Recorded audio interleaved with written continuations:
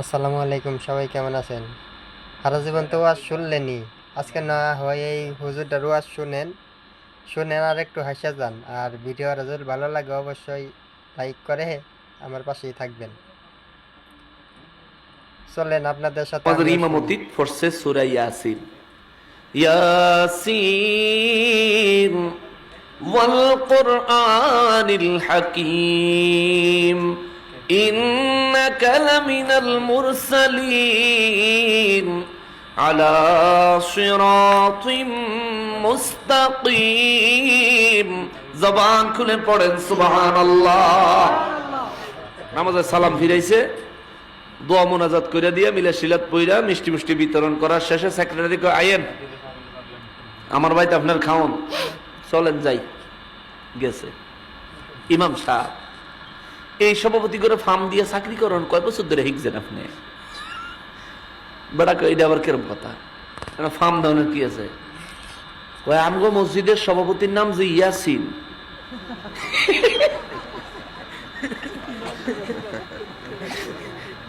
এটা কি নামাজের ভিত্তিতে কখন লাগবো?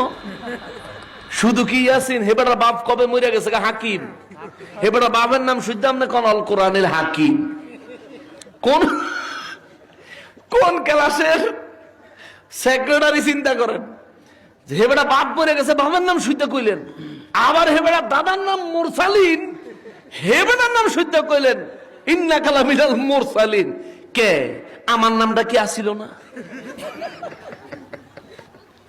ইমাম সাহেবকে, ভাই আমি তো কোরআন শরীফের সূরা পড়ছি। খালি সভাপতির নামে সূরা, আমাকে নামে নাই? সেক্রেটারির নামে সূরা নাই? ভাই আপনার নাম তো আমি জানি না, আপনার নাম কি? আমার নাম বাবর। কি নাম? ইমাম সাহেব কতক্ষণ জিম ধরে চিন্তা করে, 114টা সূরার ভিতরে কোন সূরাতেই তো বাবর নাই। চাকরি করতে হলে তো তারে খুশি করে করতে হবে। এখন কি করি রে? হ্যাঁ হ্যাঁ, এখন কি করি?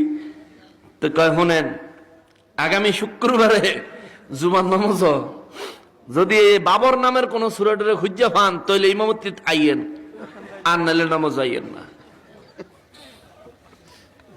বেড়া ইমাম সাহেব তাও কোন রকম দুগা খাইয়া এক সপ্তাহ বইরা তাহাজ্জুদের নামাজ পড়ে আর আল্লাহর কাছে দোয়া করে, আল্লাহ আগামী শুক্রবারে যেন এটা যেন অসুস্থ হয়ে ঘুরে তাই এটা জানি মসজিদ নাই, এতে মসজিদে আইলেই তো আমার এই বাবর সূরা দিয়ে নামাজ পড়ান লাগবো। এক সপ্তাহ বইরে সারা কোরআন শরীফে বাবর নাম খুঁজে হয় না। শুক্রবারে হেবড়া 11টা বাজে মসজিদ হয়েছে। কয়টা বাজে? 11টা বাজে মসজিদে। ইমাম সাহেব কয়, ওমা গোমা চাই হাইজা শার্ট প্যান্ট না, আজকে জুব্বা কাব্বা ফিন্দা একবারে আতর মতর মাইরা, মানে যে হেমটা যাইতেছে সারা রাস্তা গেরান ফাইতেছে, খবর হইতেছে যে হ্যাঁ কেউ একটা যাইতেছে। ইমাম সাহেব তো মনে বুঝছে মসজিদের প্রথম কাতারে যে বৃদ্ধ বয়স্ক মুসল্লি থাকে উনি বুঝি সাজ্জা গুজাইছে, দরজা খুললে চাই দেয় আল্লাহ। হে বেড়ায় ইমাম সাহেব কয়, আইয়েন আপনার অপেক্ষাই করতেছি, আইয়েন। আলেম ঘরে অনেকে আছে বাস দেওয়ানোর চেষ্টা করেন, হ্যাঁ এমন জায়গায় বাস দিয়ে দিবা, আপনি কই দিয়ে পারতেন না।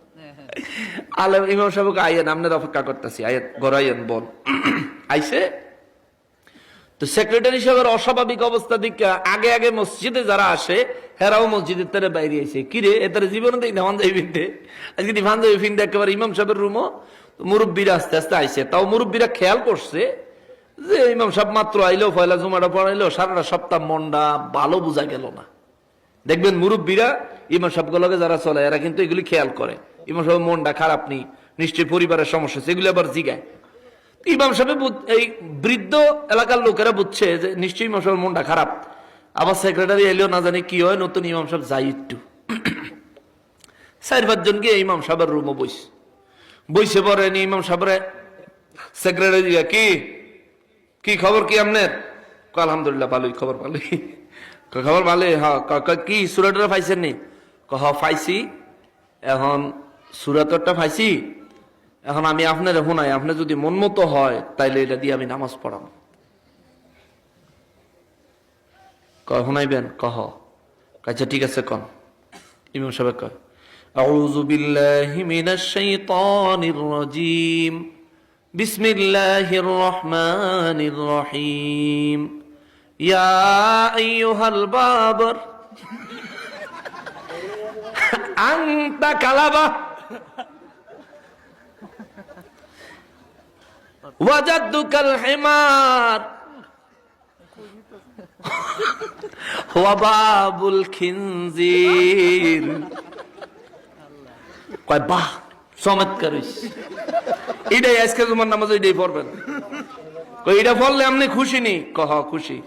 আর মুরব্বীরা যারা আছে, কই ইমাম সাহেব এই জীবনে যত হুজুরের পিছনে নামাজ পড়লাম জীবনে সূরা শুনি না, আপনি এটা কইতে লইছেন। কইও মুরব্বী কথা কইেন না, চাকরিটি হানার লেগা আর কোন উপায় নেই। মুরব্বী বুঝছি, মুরব্বী বুঝছে কথাটা, বুঝছে মুরব্বীকে আচ্ছা ঠিক আছে চাকরি নাইলে টি হইবেন। এখন সূরা যে পড়লেন, প্রত্যেকটা সূরারই তো একটা ব্যাখ্যা আছে নাকি, তাফসীর আছে নি? কয় আছে। কই এই সূরার তাফসীর দেখ কই এখন আর কয় আমরা তো আরবি বোঝা লাইলে। কয় না বিপদের কি আছে, সূরা যখন আপনি সেক্রেটারির নামে সূরা বিছ নিয়ে পাইছেন। আর ওয়া বাবুল খিনজির। কয় বাহ, চমৎকার হইছে। এটাই আজকে তোমার নামাজ, এটাই পড়বেন। কই এটা পড়লে আপনি খুশি নি? কহ খুশি। আর মুরব্বীরা যারা আছে, কই ইমাম সাহেব এই জীবনে যত হুজুরের পিছনে নামাজ পড়লাম জীবনে সূরা শুনি না, আপনি এটা কইতে লইছেন। কইও মুরব্বী কথা কইেন না, চাকরিটি হানার লেগা আর কোন উপায় নেই।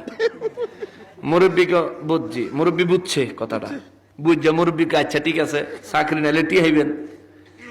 এখন সূরা যে পড়লেন, প্রত্যেকটা সূরারই তো একটা ব্যাখ্যা আছে নাকি, তাফসীর আছে নি? কয় আছে। কই এই সূরার তাফসীর দেখ কই এখন আর কয় আমরা তো আরবি বোঝা লাইলে।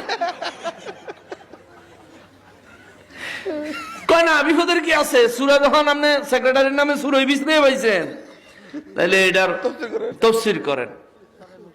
এখন কত তাফসীর করলে তো আপনি সেক্রেটারির টাকাল দিব কে, হেমিয়ারে সামাল দিবেন কে? মুরব্বী কয় আমি এখানে আছি, আমি এলাকার মুরব্বী, আমার সামনে হেমিয়া কোনো সময় আপনার খারাপ ব্যবহার করতে পারতেন, আমি খারাইছি, আপনি কন। এখন ইমাম সাহেব তাইলে আপনি অভয় দিলে আমি কই, কয় কন। কয় আমি কইছি ইয়া আইয়ুহাল বাবর, ওরে বাবরের গোষ্ঠী,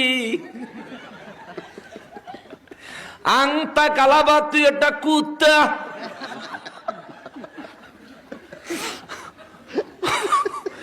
ওয়াজাদুকাল হিমার, তোর দাদা একটা গাধা। ওয়া বাবুল খিনজির, তোর বাপ একটা শুয়োর। মুরব্বীকে একদম উচিত সূরা বানাইছেন।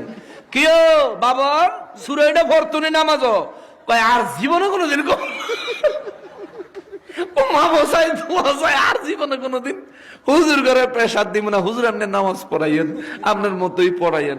কোন সব সেক্রেটারি সাহেব আপনি যদি না বুঝেন, আমি কোরআন শরীফতে সূরা ইয়াসিন পড়ছি, সূরা ইয়াসিন পড়তে গিয়ে সভাপতির উপরে পড়ছে, আপনি কোন আমি বলে ফার্ম দিছি। এই ধরনের উল্টা পাল্টা কথা যদি আপনার রাম করে কোন, আমরা কেমনে আপনার এলাকায় এই কোরআন হাদিসের বাণী মানুষের কাছে পৌঁছে দিব? তখন মুরব্বীরা মিল্লা ওই সেক্রেটারিরে রাখছে না পাল্টাইছে? পাল্টাইছে। আপনাকে সমাজে যদি এরকম বেবুজ্জা সেক্রেটারি থাকে, পারলে বুঝাইয়েন, না বুঝলে পাল্টাইলেন, অসুবিধা হইব?